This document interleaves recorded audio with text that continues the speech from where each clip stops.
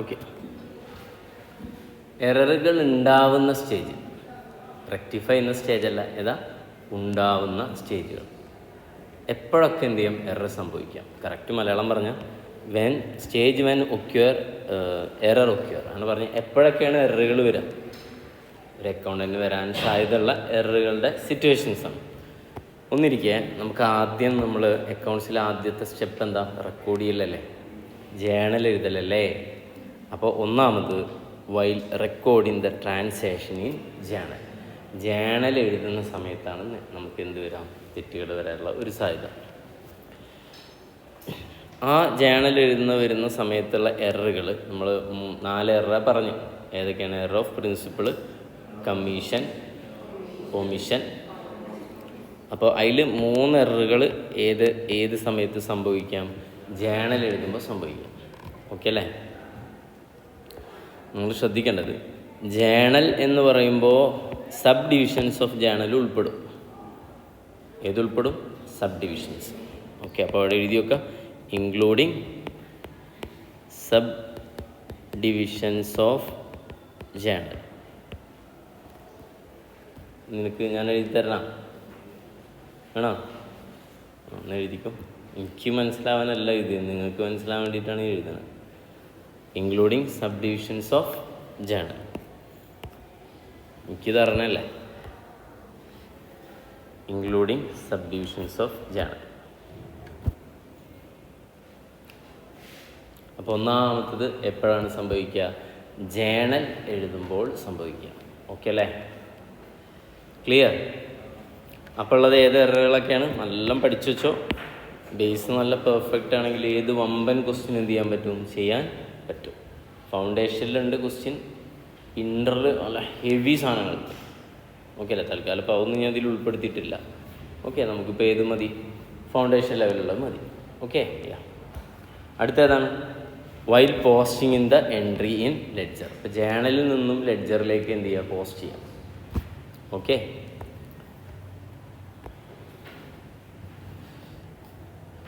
ഇതിൽ compensating error കാണാനല്ല അല്ലേ? ഇതിൽ ഇല്ലല്ലോ. അപ്പോൾ കോമ്പൻസേറ്റിംഗ് എറർ എപ്പോൾ ഉണ്ടാവില്ല? റെക്കോർഡ് ചെയ്യുന്ന സമയത്ത് ഉണ്ടാവില്ല. പക്ഷേ ഏതൊക്കെ എറർ സംഭവിക്കാം? എറർ ഓഫ് പ്രിൻസിപ്പിൾ സംഭവിക്കാം.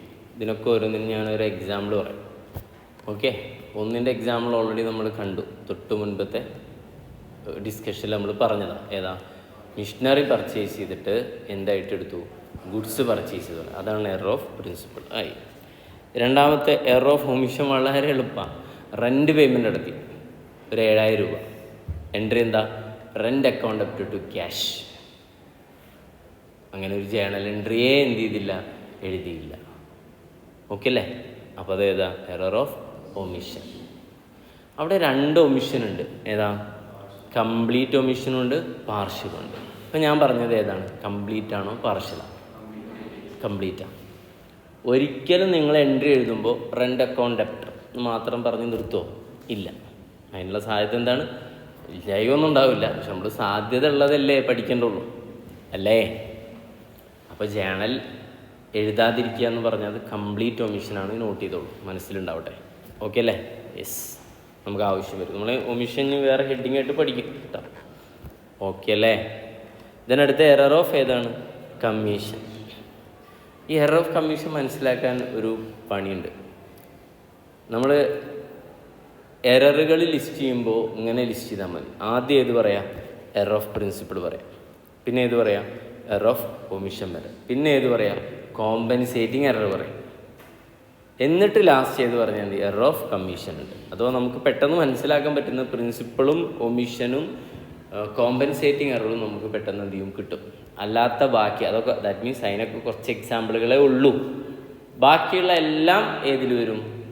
കമ്മീഷനിൽ വരും. അപ്പോൾ കമ്മീഷൻ ഒരു റിസിജ്വൽ ഹെഡാണ്. എന്താണ് പറയുക? റിസിജ്വൽ ഹെഡ്. റിസിജ്വൽ എന്ന് പറഞ്ഞാൽ എന്താ? റിമെയിൻ ചെയ്യുന്ന, അവശേഷിക്കുന്ന അവസാനത്തെ ഹെഡ്. മുകളിൽ ഉൾപ്പെടാത്ത എല്ലാം എവിടെ വരും? ഈ കമ്മീഷനിൽ വരും. മനസ്സിലായ? കമ്മീഷനിലാണ് ഏത് വരിക? ടോട്ടൽ ചെയ്യുക, ബാലൻസ് ചെയ്യുമ്പോൾ ഓക്കെ അങ്ങോട്ട് ഇങ്ങോട്ട് അങ്ങനെയുള്ള കുറേ സാധനം. റെൻ്റ് അക്കൗണ്ടിൽ എഴുതേണ്ട സാധനം കൊണ്ടുപോയിട്ട് എവിടെ കൊണ്ടുപോയിട്ട് എഴുതി? സാലറി അക്കൗണ്ടിൽ എഴുതി. സാലറി കൊണ്ടുപോയിട്ട് എവിടെ എഴുതും? സെയിൽസിൽ എഴുതും. രണ്ടും കൺഫ്യൂഷൻ ആവുന്നതല്ലേ? ഇങ്ങനെയുള്ള സാധനങ്ങളൊക്കെയാണ് എറർ ഓഫ് ഏത് പറയാം? കമ്മീഷൻ എന്ന് പറയും. ഓക്കെ, അപ്പോൾ അതും എപ്പോൾ സംഭവിക്കാം? റെക്കോർഡ് ചെയ്യുന്ന സമയത്ത് സംഭവിക്കാം. അടുത്തേതാ? While posting the entries in ledger. Journal എഴുതി ലെഡ്ജറിലേക്ക് പോസ്റ്റ് ചെയ്യുന്ന സമയത്താണ്. ഓക്കെ അല്ലേ? ഞാൻ എക്സാമ്പിൾ പറയട്ടെ. റെൻറ്റ് പേയ്മെൻറ്റ് നടത്തി 7,000 രൂപയുടെ, നേരത്തെ സെയിം എക്സാമ്പിളാണ്. എന്ത് entry? Rent account up to cash. Rent അക്കൗണ്ടിൽ എന്തെഴുതി? ടു ക്യാഷ് അല്ലേ? ക്യാഷ് അക്കൗണ്ടിൽ എന്ത് എഴുതണമായിരുന്നു? By rent. പക്ഷെ എഴുതിയില്ല. അങ്ങനെയാണെങ്കിൽ അതേതാണ്? പാർഷ്യൽ ഒമിഷനാണ്. ഓക്കെ അല്ലേ? ക്ലിയർ? നമ്മളിപ്പോൾ എവിടെ ഉള്ളത്? ജേണലിൽ നിന്നും ലെഡ്ജറിലേക്ക് പോസ്റ്റ് ചെയ്യുമ്പോൾ വരാവുന്ന സാധ്യതയുള്ള എററുകളാണ്. സോറി. അടുത്ത് ഇതേ എക്സാമ്പിൾ തന്നെ ഞാൻ വീണ്ടും പറയുന്നു. റെൻറ്റ് പേയ്മെൻറ്റ് നടത്തിയപ്പോൾ എൻട്രി എഴുതി എന്താ? Rent account up to cash. Journal എഴുതി. ഓക്കെ അല്ലേ? ജേണൽ എഴുതാതിരുന്നാൽ അതും എന്താണ്? ഒമിഷനാണ്. പക്ഷെ അത് എപ്പോൾ വന്ന ഒമിഷനാണ്? റെക്കോർഡ് ചെയ്യുന്ന സമയത്ത്. നമ്മളവിടെ പറഞ്ഞതാണ്. എന്നാൽ ജേണൽ എഴുതിയിട്ട് ഇവരെന്ത് ചെയ്തു? റെൻ്റ് അക്കൗണ്ടിൽ എന്ത് എഴുതണം? To cash. ക്യാഷിൽ എന്ത് എഴുതണം? By rent. രണ്ടും ചെയ്തില്ല. അങ്ങനെയാണെങ്കിൽ അത് ഏതായി? കംപ്ലീറ്റ് ഒമിഷനായി. ഓക്കെ അല്ലേ? ഇതാണ് ഏത്? പോസ്റ്റ് ചെയ്യുന്ന സമയത്തുള്ള. ഇനി അപ്പോൾ പോസ്റ്റ് ചെയ്യുന്ന സമയത്ത് എറർ ഓഫ് ഏത് വരാം? ഒമിഷൻ വരാം. അടുത്തേതാ? എറർ ഓഫ് കമ്മീഷൻ വരാം. കമ്മീഷൻ ഞാൻ പറഞ്ഞു കുറേ സാധ്യതകളുള്ളൊരു സാധനമാണ് ഇത്. കമ്മീഷൻ എന്താ? Posting to wrong account. അങ്ങനെയാണെങ്കിൽ ഏതായി അത്? ഇപ്പോൾ ഫോർ എക്സാമ്പിൾ സെയിം സാധനം തന്നെ കേട്ടോ. റെൻറ്റ് പേയ്മെൻറ്റ് നടത്തി. എൻട്രി എന്താ? Rent account up to cash. Correct entry ചെയ്തിട്ടുണ്ട്. ഇന്ന് റെൻറ്റിൽ കൊണ്ടുപോയിട്ട് ടു ക്യാഷ് എന്ന് എഴുതുന്നതിന് പകരം അവരെവിടെ കൊണ്ടുപോയിട്ട് എഴുതി? സാലറിയിൽ എഴുതി. എന്തെഴുതി? Salary account up to salary അക്കൗണ്ടിൽ കൊണ്ടുപോയിട്ട് ടു ക്യാഷ് എഴുതി. ശരിക്കും എവിടെ എഴുതേണ്ടിയിരുന്നു? റെൻ്റ് അക്കൗണ്ടിലാണ്. അങ്ങനെ പറഞ്ഞാൽ അതിന് നമുക്ക് എന്ത് പറയാം? പോസ്റ്റിംഗ് ടു റോങ് അക്കൗണ്ട് എന്ന് പറയാം. ഓക്കെ അല്ലേ? ക്ലിയർ? ഇനി അടുത്ത example. Rent account up to cash ആണ്. ഇത് എവിടെ എഴുതണം? റെൻ്റ് അക്കൗണ്ടിൽ എവിടെ എഴുതേണ്ടത്? ടു ക്യാഷ് അല്ലേ? പക്ഷെ അവരെന്ത് ചെയ്ത്? റെൻ്റ് അക്കൗണ്ടിൽ ബൈ ക്യാഷ് എന്ന് എഴുതി. അതാണ് അടുത്ത് posting on wrong side. Okay അല്ലേ? സൈഡ് മാറി. ഇതൊക്കെ നമുക്ക് സംഭവിക്കുന്നല്ലേ അല്ലേ? ഓക്കെ. ദെൻ അടുത്ത് rent account up to cash. എത്ര എമൗണ്ട് എന്ന് പറഞ്ഞാൽ 7,000 അല്ലേ? റെൻ്റ് അക്കൗണ്ടിൽ ടു ക്യാഷ് തന്നെ എഴുതി. പക്ഷേ 7,000 ഇരുന്നൂറ് എഴുതി 700 എഴുതി. അപ്പോൾ അതേതായി? റോങ് എമൗണ്ടായി. ക്ലിയർ അല്ലേ? ഇങ്ങനെ അനന്ത സാധ്യതകളുള്ള സാധനമാണ് ഇത് കമ്മീഷൻ. നമുക്ക് അവിടെ ഡീറ്റെയിൽ ആയിട്ട് പഠിക്കാം.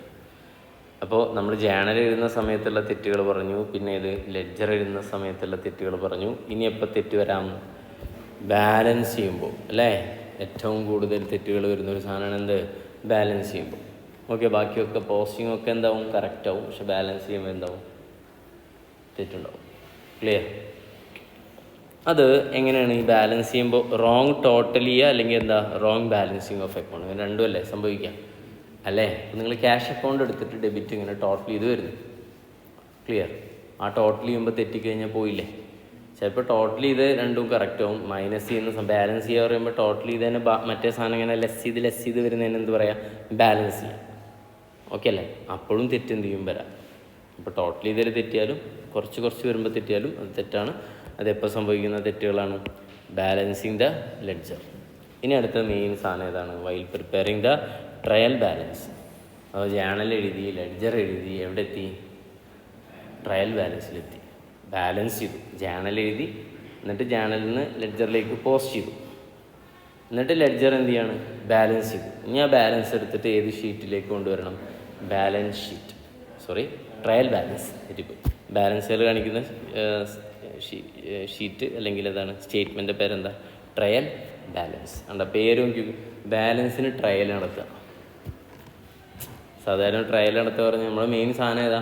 Final account. അതിന് മുൻപേ നമ്മുടെ ബാലൻസുകളൊക്കെ കറക്റ്റ് അല്ലേ എന്ന് ഉറപ്പുവരുത്താൻ വേണ്ടിയിട്ടുള്ള ഒരു സ്റ്റേറ്റ്മെൻറ്റ് അല്ലെങ്കിൽ ഷീറ്റാണ് ഇത് ട്രയൽ ബാലൻസ്. അപ്പോൾ ട്രയൽ ബാലൻസ് പ്രിപ്പയർ ചെയ്യുമ്പോൾ എന്തൊക്കെ വരാം? Error of omission.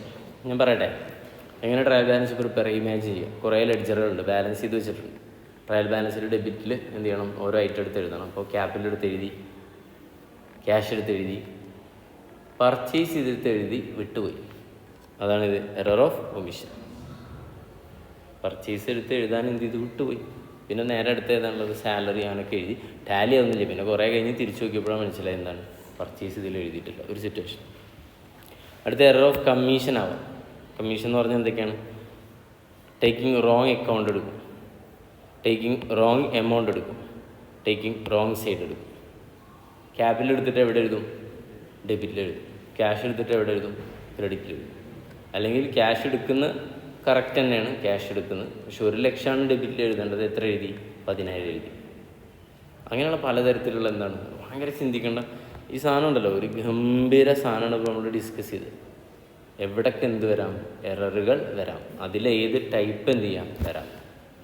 ഓക്കെ അല്ലേ? അപ്പോൾ നിങ്ങൾ പറ്റുമെങ്കിൽ എന്ത് ചെയ്യുക, ഞാൻ പറഞ്ഞ എക്സാമ്പിളുകളൊക്കെ അവിടെ എഴുതി വെച്ചിട്ടൊക്കെ ഒരു നോട്ടൊക്കെ ഉണ്ടാക്കി പഠിക്കുകയാണെങ്കിൽ, ഈ വീഡിയോ കാണാൻ പറ്റുമെങ്കിലൊക്കെ എന്ത് ചെയ്യുക, ഒന്നുകൂടെ കണ്ടിട്ട് ഈ നോട്ടൊക്കെ എഴുതിയിട്ട് എന്ത് ചെയ്യുക. അങ്ങനെ എപ്പോഴും പഠിക്കുമ്പോൾ ചെറിയ നമ്മൾ പറയുന്ന ക്ലാസ്സുകൾ തന്നെ നോട്ടാക്കിയിട്ടൊക്കെ എന്ത് ചെയ്യാം, വയ്ക്കാം. ഞാൻ ഫൈനൽ നമ്മൾ ടീച്ചിങ്ങിനൊക്കെ വേണ്ടി ഞാൻ ക്ലാസ്സുകളൊക്കെ കാണുമല്ലോ. അപ്പോൾ പുറത്തുള്ള ഫാക്കൽറ്റീസ്, SS രാജഗോപാൽ എന്നൊക്കെ പറഞ്ഞിട്ട് ഹെവി ഫാക്കൽറ്റിയാണ്. ഇവിടെ ക്ലാസ്സൊക്കെ FM കോസ്റ്റിംഗ് ഒക്കെ കാണുമല്ലോ. അപ്പോൾ ആളൊക്കെ കുറേ ഡെപ്തിൽ എന്ത് ചെയ്യും, ഇങ്ങനെ പറയും. ഒരു എക്സാമ്പിൾ പറയാം. അപ്പോൾ അയാളിങ്ങനെ ചോദിക്കുന്ന ക്വസ്റ്റ്യൻ ഉണ്ട് കുട്ടികളുടെ അടുത്ത്. ഇപ്പോൾ ഞാൻ ഇപ്പോൾ ചോദിച്ച മാതിരി is it A complete proof of accuracy എന്നൊക്കെ ഞാൻ ചോദിക്കുന്നില്ലേ, അതടക്കം ഞാൻ എഴുതി വെക്കും പറയാം. നമുക്ക് ടീച്ചിങ്ങിനെ ഉപകരിക്കുമല്ലോ. അതേപോലെ തന്നെ എടുക്കാനല്ല നമ്മൾ, പക്ഷെ നമ്മൾ കുറേ ക്വസ്റ്റ്യനൊക്കെ നമ്മുടെ മനസ്സിലുണ്ടാവുമല്ലോ. അങ്ങനെ ഒരു ക്വസ്റ്റ്യൻ ആൻസർ പാറ്റേണൊക്കെയാണ്. അപ്പോൾ അതേപോലെയൊക്കെ എഴുതി വെച്ചാൽ പിന്നെ ഇനി എത്ര കാലം കഴിഞ്ഞാലും നോട്ട് എടുത്താലും എന്ത് ചെയ്യും, നമുക്ക് പെട്ടെന്ന് കത്തും പറയും. ഓക്കെ, അല്ലാതെ ഈ ഒരു ടേബിൾ മാത്രം വരച്ച് വെച്ചാൽ നമുക്ക് എന്ത് ചെയ്യില്ല, ചിന്തകൾ അങ്ങോട്ട് പോകണമെന്നില്ല. ഇതിൻ്റെ ഒരു ഇൻ്റർപ്രിട്ടേഷൻ നോട്ട് എന്ത് ചെയ്യുക, എഴുതി വെക്കുന്ന ശീലം ഉണ്ടാവും. ഏത് സബ്ജക്റ്റിനാണെങ്കിലും കോൺസെപ്റ്റുകളൊക്കെ അപ്പം കിട്ടും, വീട്ടിൽ പോയാൽ കിട്ടും. ചിലപ്പോൾ ഒരു ആഴ്ച കഴിഞ്ഞാൽ ചിലപ്പോൾ എന്ത് ചെയ്യില്ല, ഒരു ഐഡിയ ഉണ്ടാവില്ല, അല്ലെങ്കിൽ ഒരു മാസം കഴിഞ്ഞാൽ. അത് പ്രത്യേകം ശ്രദ്ധിക്കും.